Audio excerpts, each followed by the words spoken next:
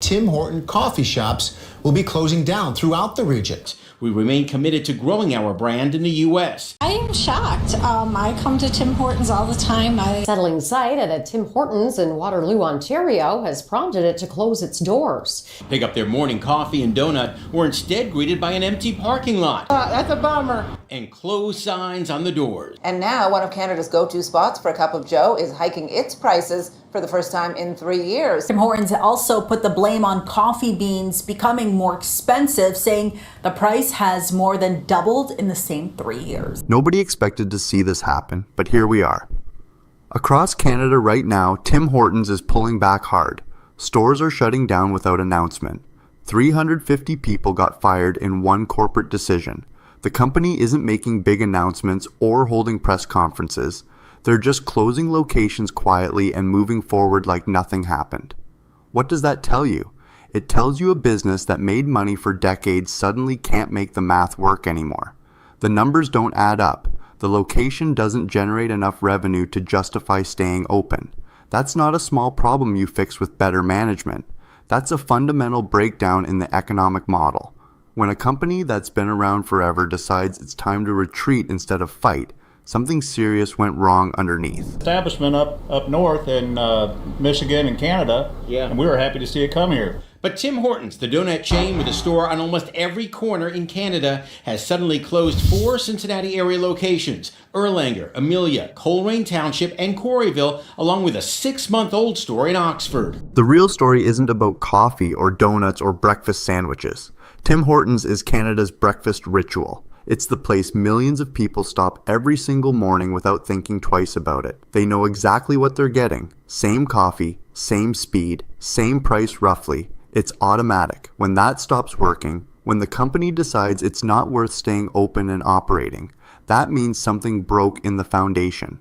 Not in the business operations themselves, in the economy that the business operates inside of.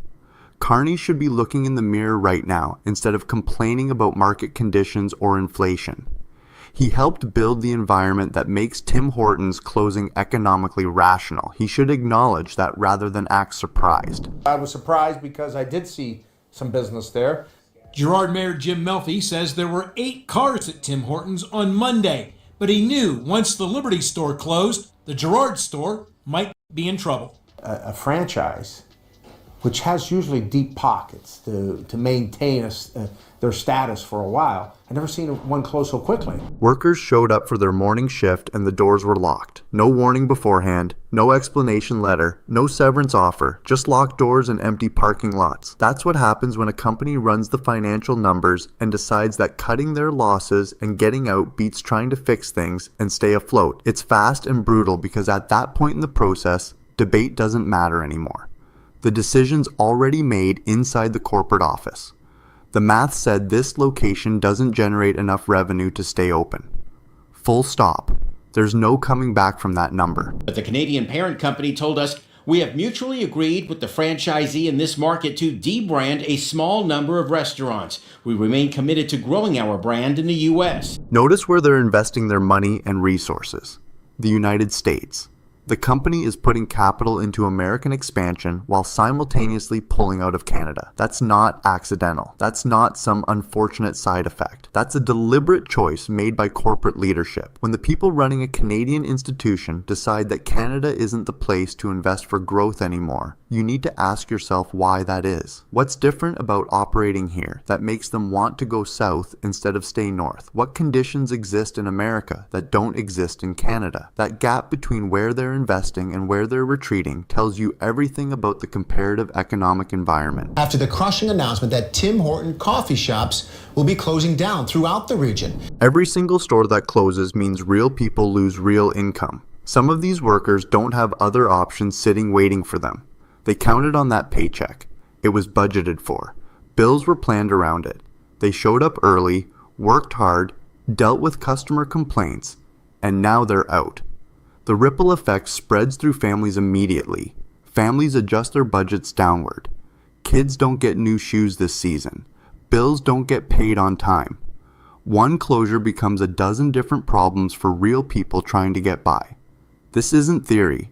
This is people's actual lives changing because of a corporate decision made in a conference room by people who won't feel the impact personally. Prices are going up at Tim Hortons, the ubiquitous coffee and donut chain, hiking the price of its coffees and its breakfast sandwiches by 10 cents. By the way, when the late Tim Horton opened his first restaurant down in Hamilton in 1964, a coffee cost just 10 cents. Tim Hortons in with some softer sales numbers this past week.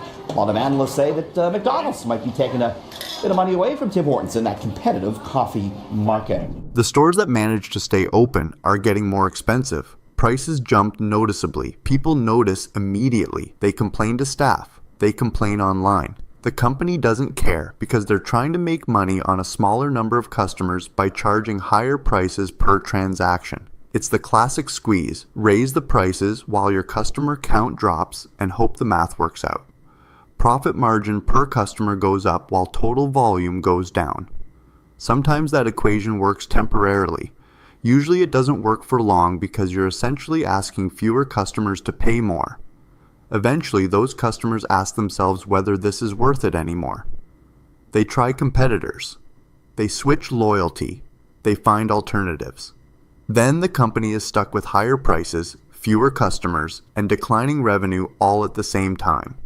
The spiral accelerates downward from there. Customers hoping to grab a cup of coffee ended up peering through the window looking into an empty store. We spoke with an employee who works here who first heard rumblings about the closure after a loyal customer called him. A customer had to tell an employee that their job was gone.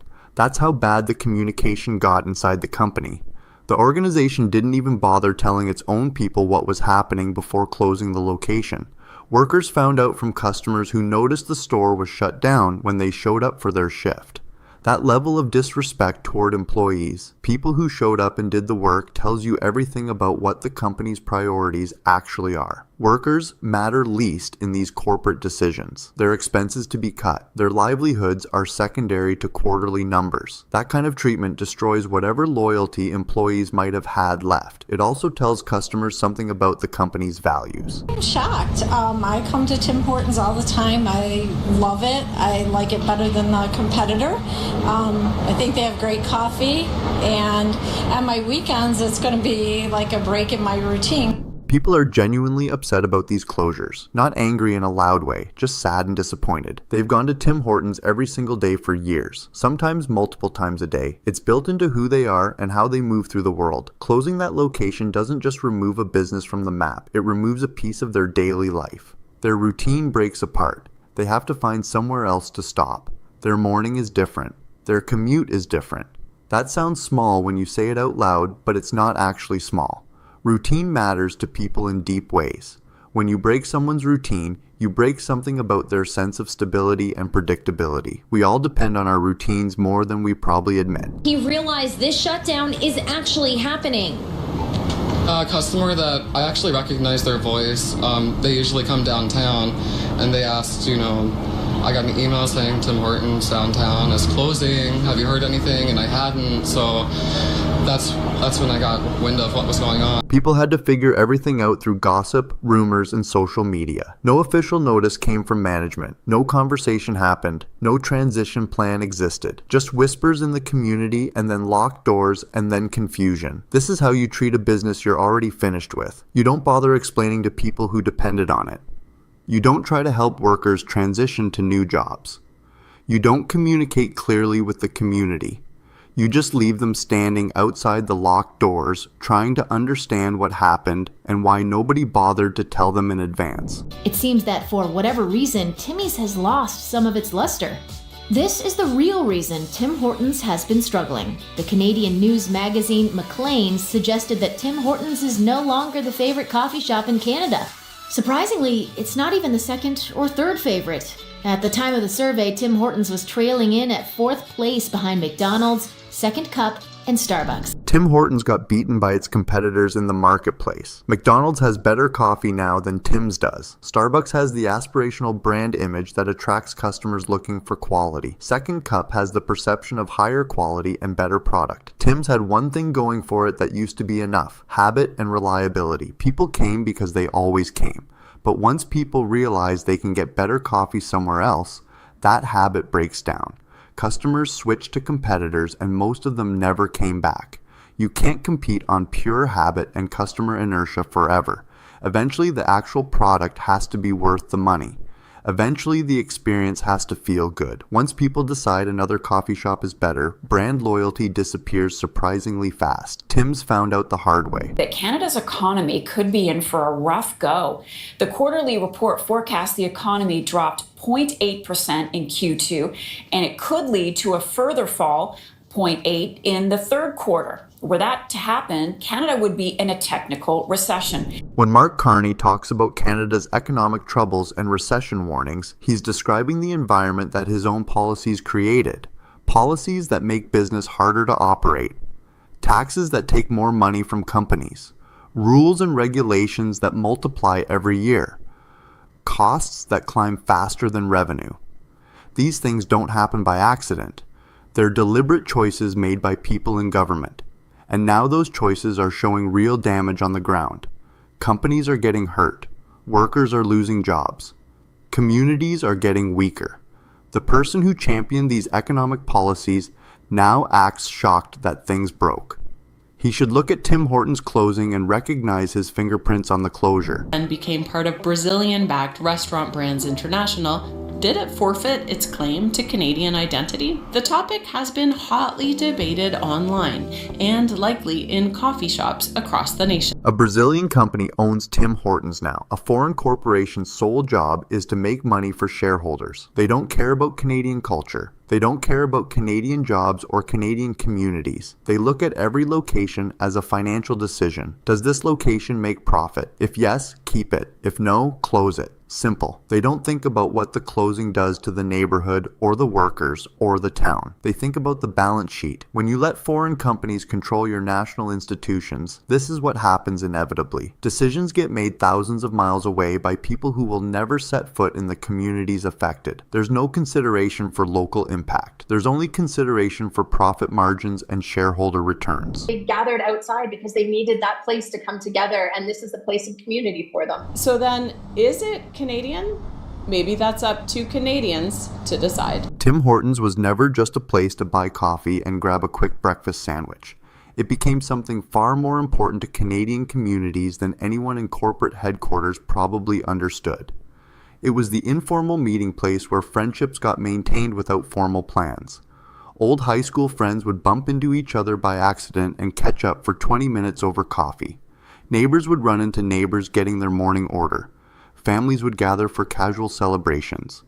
The community came together there without even consciously thinking about it as a community gathering space.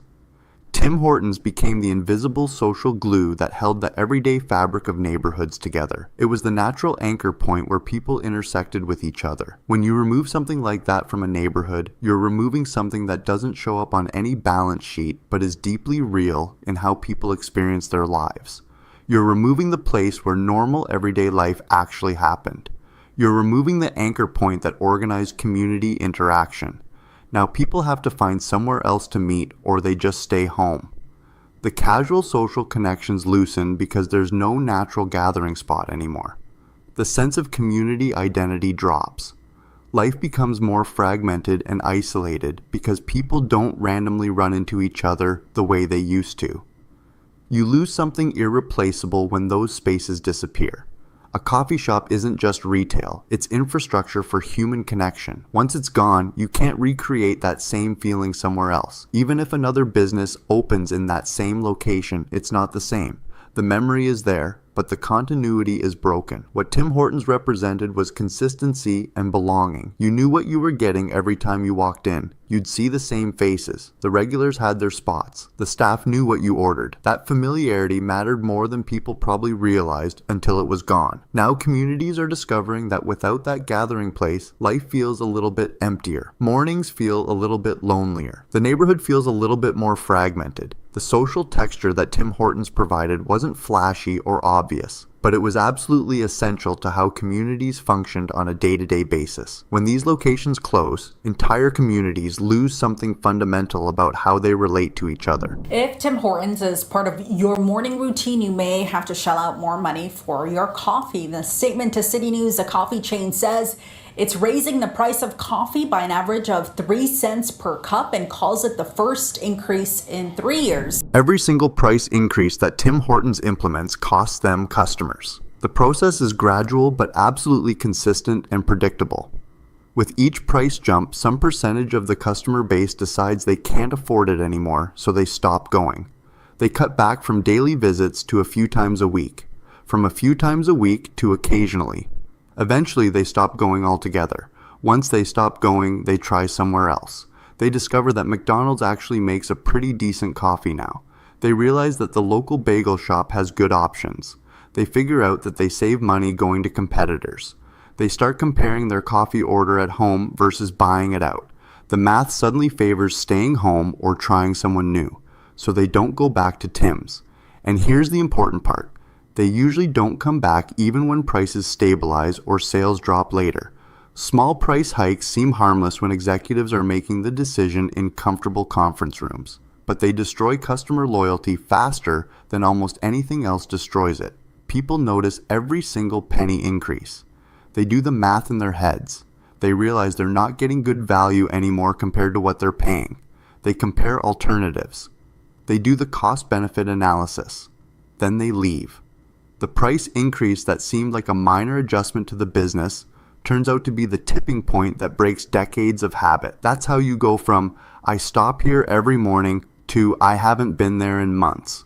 One price increase at a time, you slowly lose your customer base. The people making those pricing decisions don't see the individual customer decisions. They see the aggregate numbers dropping. By then, the damage is done. The customers have already switched their habits and built new routines. Getting them back requires more than just reversing the price increase. You have to rebuild trust that was damaged by feeling overcharged. These increases are more than reasonable when it comes to inflation, but here's more reaction from customers this morning. I am surprised, a little surprised, because I usually get lattes, and the price of the lattes are a bit expensive right now. Here's the thing that really signals trouble for a brand. Even people who are defending the price increases and saying they're economically necessary are simultaneously admitting that the prices feel expensive right now. When your own defenders are basically saying, yeah, I understand why the prices went up, but they're still expensive, that tells you everything about how the market actually perceives the value of what you're selling. Something fundamental has shifted in how people think about your product and your pricing. When customers have to justify a company's prices instead of just paying them without thinking about it, you've crossed a psychological threshold that's very hard to come back from. The product no longer feels like good value for the money. It feels like something you're getting ripped off buying, even if you understand the economic reasons for the price increase.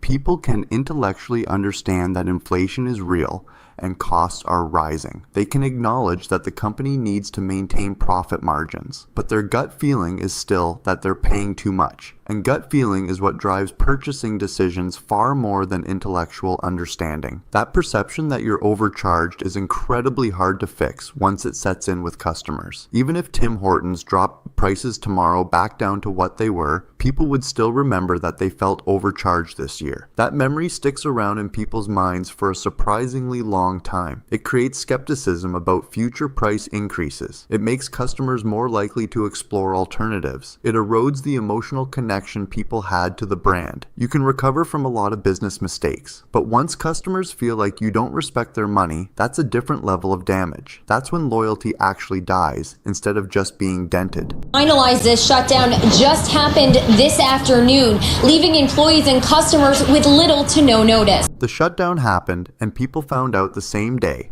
No advanced preparation time, no planning window, no respect given to workers or communities, just sudden unemployment for people relying on those paychecks, and sudden inconvenience for customers who counted on those locations. That's how you know a company has already given up internally. When leadership stops caring enough to even communicate clearly with people affected, closure is already predetermined. The company has emotionally and strategically moved on. Tim Hortons didn't just close a few stores. It closed the door on caring about Canada and Canadian workers and Canadian communities. The message is clear. We're done investing here. All right, that's for today. Thank you so much for tuning in. I'm your host. And do not forget to like, subscribe, and comment down below. It does help us out a lot. I love you all, guys, and I'll see you in the next one. Take care.